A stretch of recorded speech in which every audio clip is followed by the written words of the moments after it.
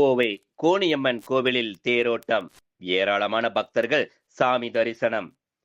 கோவை கோணியம்மன் கோவிலில் திருக்கல்யாண நிகழ்ச்சி நேற்று நடைபெற்றது.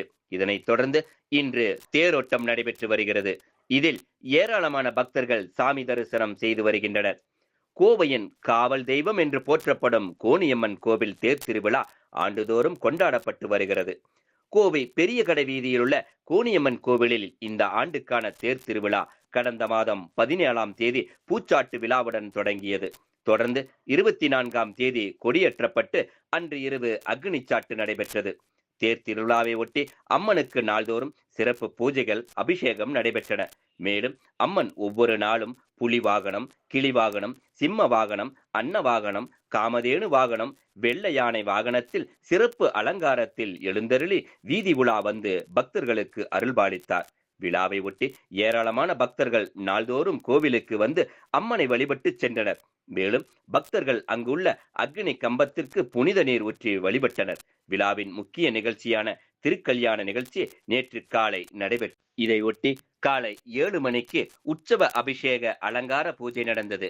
பின்னர் கோவில் வளாகத்தில் உள்ள முருகன் சந்நிதி அருகே அம்மன் திருக்கல்யாண நிகழ்ச்சி நடைபெற்றது. அம்மன் பட்டுடுத்தி சிறப்பு அலங்காரத்தில் எழுந்தருளினார். தொடர்ந்து கோவில் அர்ச்சகர்கள் திருக்கல்யாண வைபவத்தை நடத்தி வைத்தனர்.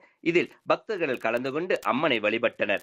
விழாவின் சிகர நிகழ்ச்சியான தேரோட்டம் தற்பொழுது நடந்து வருகிறது. முன்னதாக அம்மன் கோவிலில் இருந்து சிறப்பு அலங்காரத்தில் புறப்பட்டு தேரில் எழுந்தருளினார். பின்னர் தேரை முக்கிய பிரமுகர்கள் வடம் பிடித்து தொடங்கி வைத்தனர்.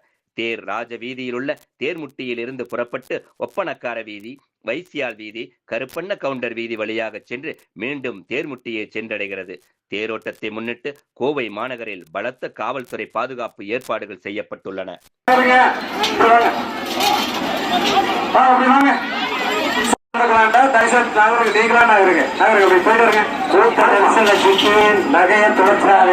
காவல்துறையின் அன்பான வேண்டுகோள், நகையை அப்பப்ப தொட்டு விழுங்கள்.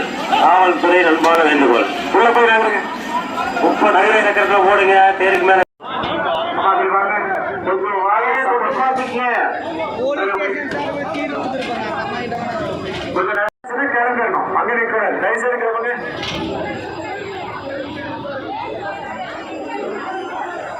தேர் மேல காலம் வந்தீங்க.